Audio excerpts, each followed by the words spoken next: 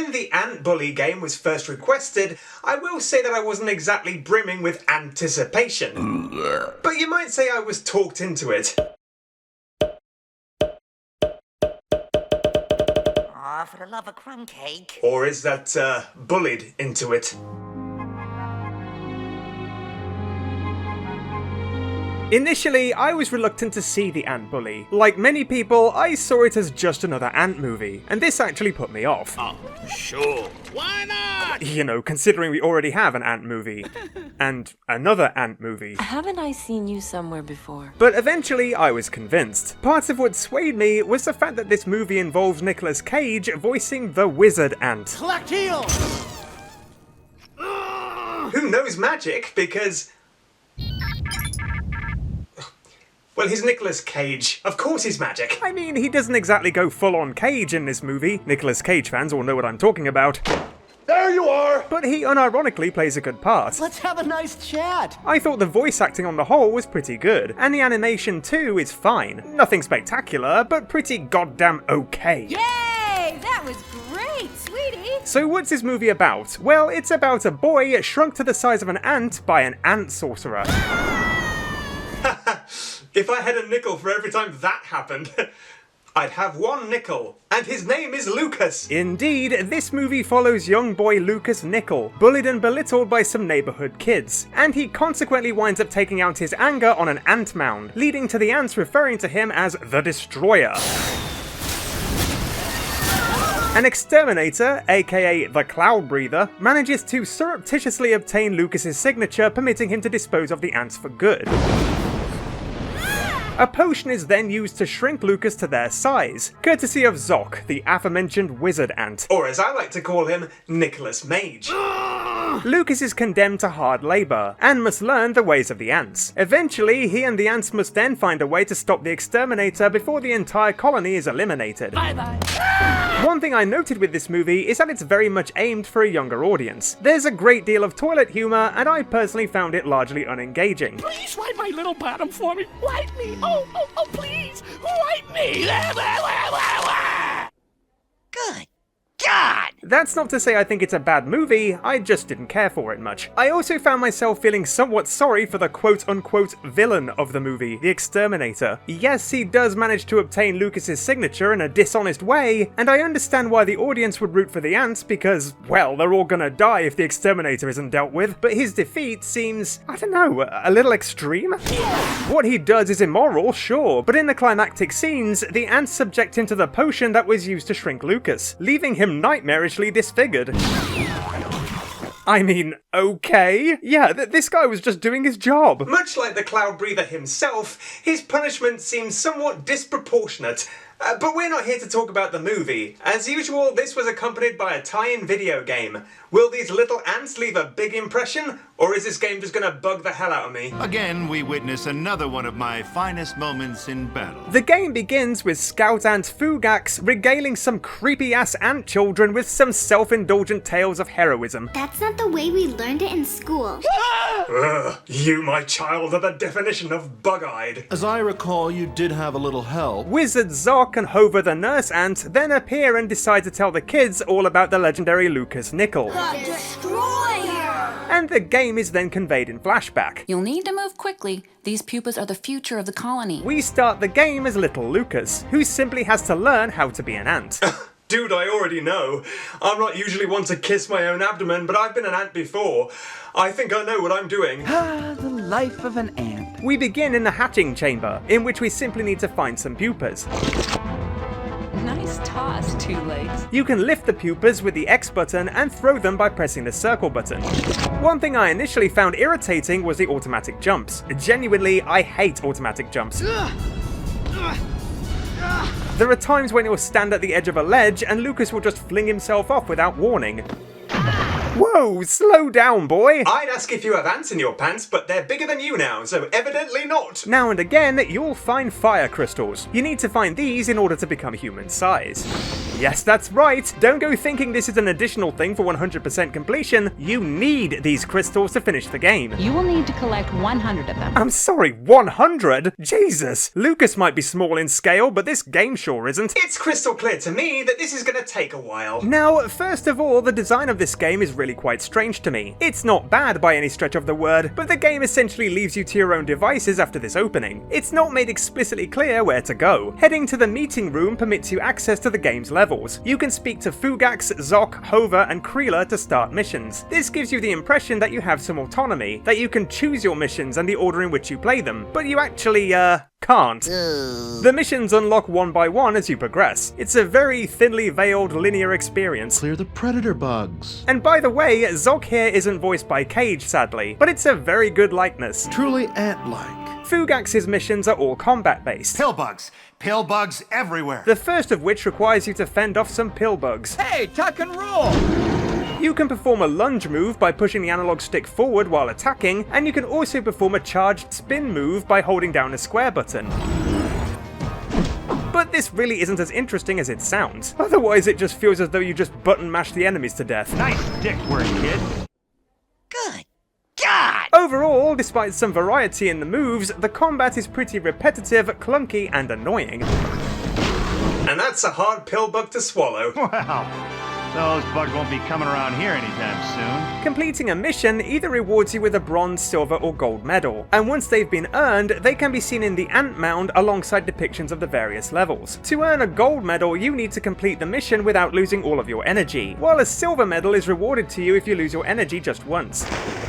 If you lose your energy more than once, completing the mission will reward you with bronze. What they don't explicitly tell you is that the medals are worth points. Bronze medals are worth 10 points, silver ones are worth 30, and gold ones are worth 50. Every time you reach 300 points, you earn an upgrade that can be seen on a status screen. These constitute a health upgrade, meaning your energy gradually increases over time, a lifting upgrade, meaning you can lift heavier objects, and the last upgrade is 15 bonus fire crystals, which we'll talk about towards the end of the video.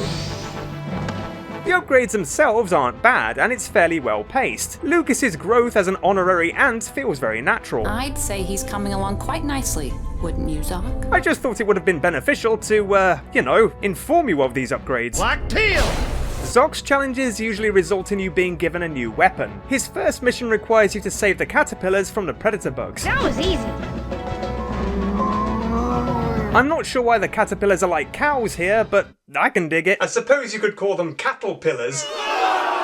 The predator bugs will cling to you and inflict damage if they stay attached for long enough. But you can perform a roll with the X button to shake them off. Predators removed. Where's my reward? Once you've fended off the predator bugs, you can collect the 3 components for your reward, the lava silk squirter, which Zoc reluctantly assembles for you. Black teal! With this device, you can temporarily paralyze enemies with the triangle button.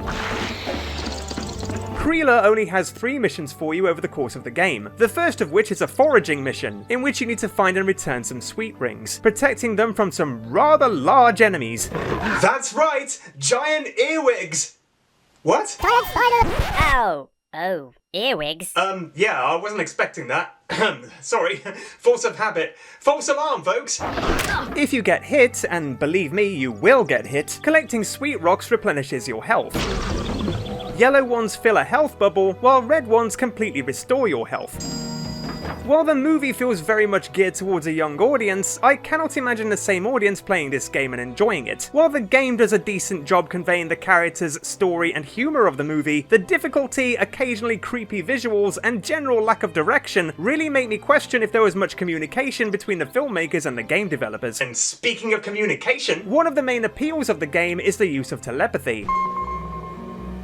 Standing on one of these markers and holding the X button calls a group of ants to help out in various ways. Over the course of the game, you learn new techniques for telepathy. Often the ants can form a tower to reach high up places. Sometimes when a tower is formed, you'll be required to aim Lucas so that the ants can propel him to an otherwise unreachable location.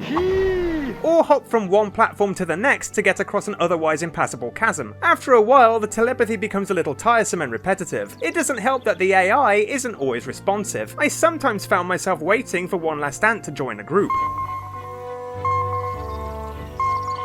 Excuse me? Insubordination! Where do you think you're going, mister? Get back in line. I guess you could call him a truant. Oh. Hey, it's a game about ants. Guess I should have expected some bugs. Ah, good one. This is particularly annoying when you're pressed for time. The relay race, for example, sees Lucas join the blue team, and you need to beat the red team by working together and reaching the finish line as quickly as possible.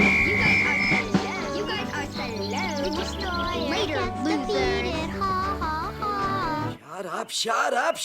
Fortunately, the AI issues are few and far between, and I also like the emphasis on team building and communication in this game. After all, isn't that what being an ant is really all about? Working as a team and building bridges? And I mean that literally. Indeed, the ants can also be called upon to form bridges, that you then have to tightrope across. For the most part, it works well, although the voice acting for the adult ants is, unusual? Sometimes their grunts and groans sound oddly suggestive, shall we say. Oh! Ah! Seriously, play the ants' groans along with Moto Moto and you tell me this doesn't sound like a dirty movie.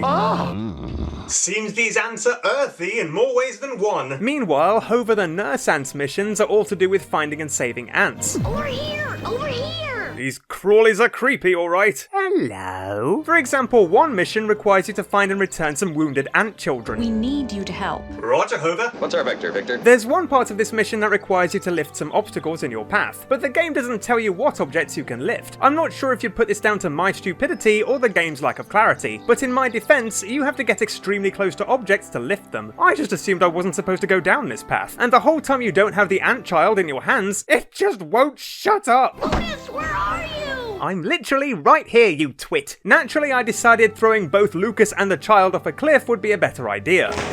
Oh my, this is bad. What will I tell the queen?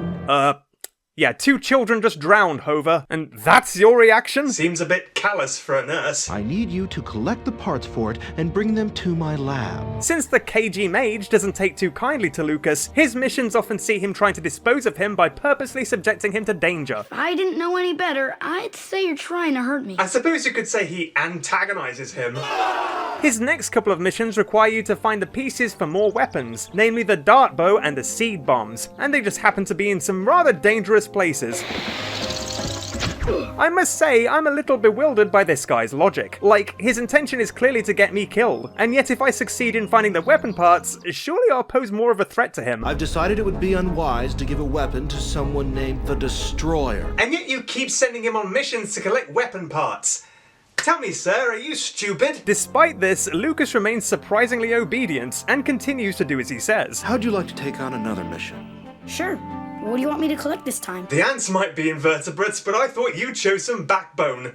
Still, whatever tickles your pickle, Nickel. Don't say I didn't warn you. Anyway, with the dart bow, you can fire darts at enemies from afar.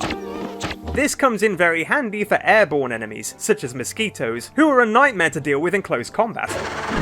Why did it have to be mosquitoes? If you want to focus on a specific enemy, you can lock onto it by holding L1. Although I don't advise moving around much while aiming, as the strafing is pretty damn terrible. Granted, it's not the worst I've encountered. Yeah, Aladar, how about we iguana don't? The seed bombs can be used to inflict great damage and eradicate groups of enemies. It either explodes on impact or after a short amount of time, and it can also be used to destroy debris blocking the path. I neglected to mention that you can also climb where you see these markings. This isn't the bank? Oh, wait, is that what I think it is? Whoa, no. That's not a giant spider. What? Hey, I know I made exceptions for A Bug's Life, but you're tiny here, and the spiders are tinier. No, I'm sorry, I'm not including it, and I'm standing my ground.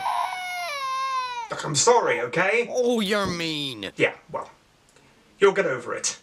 Anyway. You can't climb for too long to begin with, and as your strength builds over the course of the game, the time limit increases, meaning you can climb for longer. Now I'm climbing like a real ant. And eventually you're able to climb without a time limit at all. Now, increasing abilities is nothing new, obviously, but the way your ant-like abilities develop feels very gradual and natural. I started this game thinking it might bear similarities to A Bug's Life. Hey, I should patent this. But I was actually pleasantly surprised that it's a more unique experience than I expected. Ironically, it feels as though you're controlling an ant more convincingly than in A Bug's Life. You know, a game in which you control an actual ant. Much as I love this game, it never really makes use of any ant-like abilities. Here, there's a great emphasis on camaraderie, and the presence of ants everywhere you go gives it a bustling feel. Although I must say, some of the generic ant dialogue in this game gets a little repetitive. It's good to be an ant. I always find generic lines like this to be really weird. Like, imagine if we said stuff like this. It sure is satisfying being a human. Am I right, folks? Not really. Now, this game can be a little awkward at times, especially the combat and the automatic jump, but there's no denying that the world itself is frankly incredible. Once you've played the missions and unlocked the entire map, it's essentially open world. Sort of. There are occasions when the picture freezes to load the next location, but ignoring this, it's impressive. Little ants, big map. One of Fugax's missions requires you to use lava silk turrets to take out the attacking wasps, as they're threatening to take the caterpillars. Lucas, don't worry about me. Save yourself. The mission concludes with a boss fight in the Broken Glass Garden, in which we need to push the shards of glass into the beams of light to ignite the firecracker. Fire in the hole! This deters the wasps, but Nicholas Mage isn't convinced. I saw the stunt you pulled, leaving Hova to fend for herself against the wasps. And his next mission sees you having to survive the spider's lair. Oh, yes, well, I know what you're expecting. I suppose it is a bigger spider, but, I still don't know, really. Oh, wait, there's another one? Yeah, but it's still not that big, though, is it, really? I mean, oh my word! Okay, then. In all seriousness, if we consider all of the spiders in this game to be giant spiders, I think this game actually has the most giant spiders I've ever encountered in a video game. As you can see, there are several different types, and honestly, what I said in my Sly Cooper review about giant spiders never really being all that formidable, I take it all back. These guys are the biggest pain in the abdomen. The brown guys will trap you in their webbing and launch at you, while the purple ones tend to block your attacks and require several hits to beat. And don't get me started on the Black Widow. This is introduced as a level boss and can only be beaten by hitting its abdomen. Shortly after beating it though, it becomes a regular enemy. I hate it when they do that. Yeah, I think I may have killed your husband earlier. But hey, you're a Black Widow. Guess that's appropriate. Now I'm a Black Widow. What follows is one of Hova's worst missions. Some ants have become trapped in mist traps in the cactus garden, and of course, it's our job to rescue them.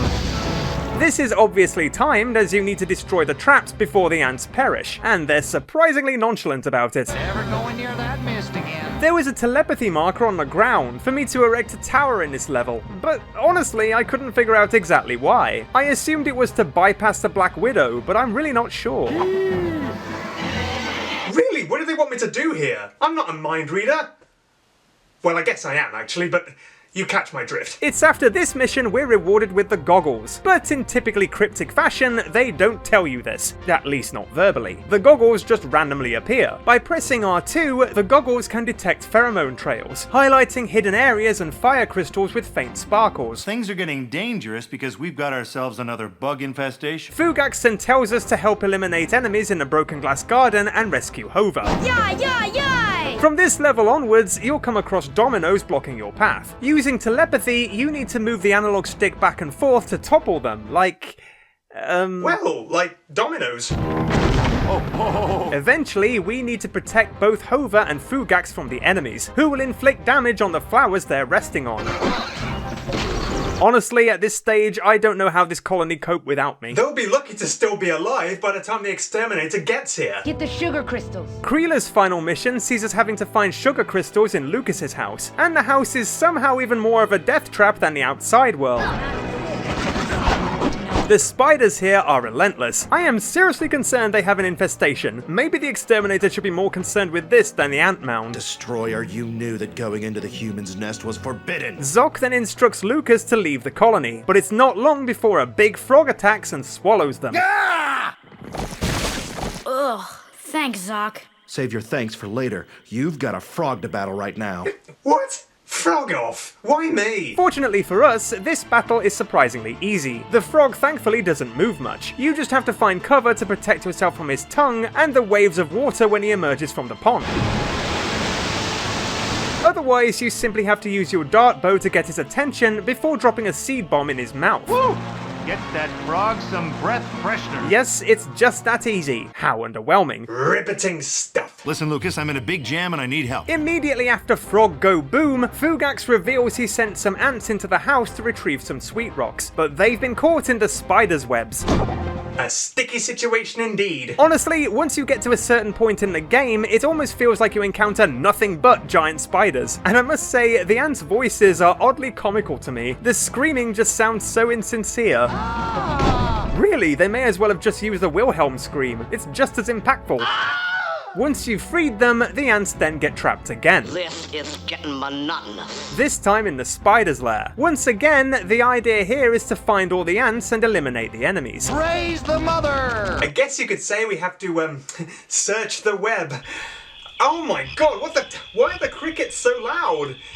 Oh yeah, I'm the size of an ant. I forgot! That's the cloud breather. Fugax's final mission requires us to find the wasp leader to ask for assistance in taking on the exterminator. This involves igniting a cherry bomb and using it to unblock a passage leading to the wasps. After one of the wasps is taken down, the wasp leader is convinced and the ants and wasps form a truce. Climb aboard. Looks like we've got ourselves a battle to win. This of course leads to the final boss, which is frankly terrible. It involves repeatedly having to fly around on the back of the wasp leader to collect ammo for your weapons, and then use the weapons on the exterminator. Firstly, you need to shoot darts at his ears, which is where the potion will be inserted, and then we need to use the lava silk squirter on his eye mask. Finally, we once again need to use the dart bow on his butt. Come on, Lucas, don't give up. Yep, the entire game boils down to this huge climactic moment. And with one final blow in true villain style, the exterminator delivers one last dramatic line upon his defeat, perhaps rivaling the greatest villain speeches of all time. Let's hear it. Ouch! My butt! Oh! What the hell is that? Yes, well, it is a bit of an anticlimax, I guess, but in any case, the exterminator has become the exterminated. How very ironic. Ah, but the game's not over yet. We still need to become human size, and we can only do so by collecting 100 fire crystals. Once you've done this, the ending is pretty underwhelming. Be sure to take this at a safe distance from the mound. Of course. I wouldn't want to cause any destruction to the colony. Glad to hear it. But remember that final upgrade I mentioned? The bonus 15 fire crystals? Well, this means there are actually 115 crystals in the game. With myself being the obsessive completionist that I am, I decided to locate all of the fire crystals. I searched high and low for them, and I eventually found them all. And as a reward, I received... Drumroll, please! Absolutely nothing. Bully for me! Indeed, this is a crushing disappointment, but I can't really say I'm shocked. I think it would have been better if the remaining 15 crystals were automatically removed from the game after having received the upgrade, as it makes foraging for the remaining 15 crystals entirely pointless. Either that, or, you know, actually reward the player for bothering to find them all. Not meaning to get antsy or anything. I possibly wouldn't be so aggravated by this if finding all of the fire crystals wasn't such a chore. Hidden areas and crystals are at least marked in the first person view, which helps a hell of a lot. But this doesn't help with the fact that some of the crystals are placed in really awkward spots, like this one stuck on the wall. You'd think it would be easy enough to just drop down from the ledge above, but the automatic jump makes this way more difficult than it should be.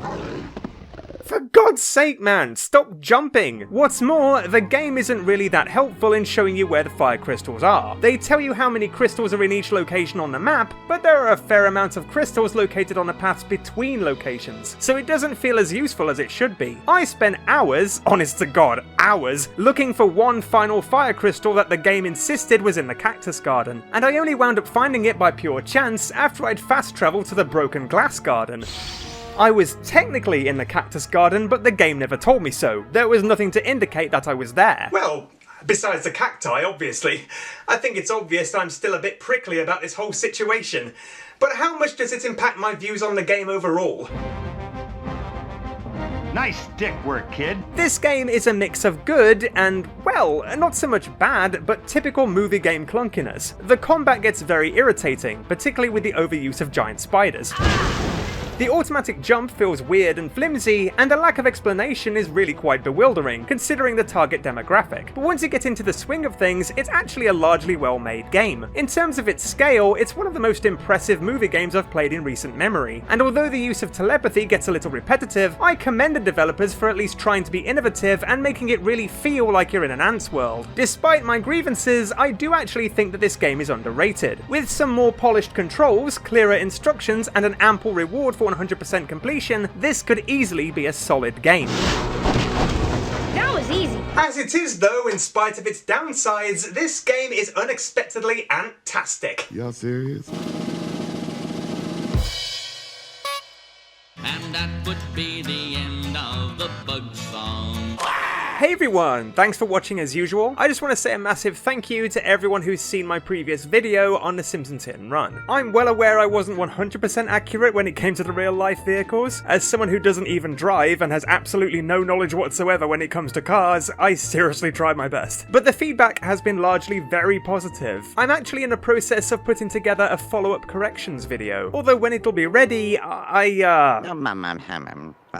I'm also suddenly fast approaching 5k subs as a result of these Simpsons videos, so when I eventually get there, I'm thinking the milestone review may have to be another Simpsons game, which suits me fine. In case you can't tell, I like The Simpsons. Well, duh. And finally, to those who requested this review, I hope I did the game justice. I know the many ant bully requests became something of a running joke, but I had said that I intended to cover it for quite some time. It was a far more ambitious game than I expected, and one of those incredibly rare occasions when I found myself much preferring the game over the movie. Anyway, I'll be back soon with another video. In the meantime, if you enjoyed this video, don't forget to give it a like, and I actually really want to stress this, if you don't follow me on any social media, I would advise you do so, simply because, well, you know, in case anything happens to the channel, really. As usual, the links are to follow at the very end of the video, and otherwise I'll see you again soon. Bye bye for now. Black Teal!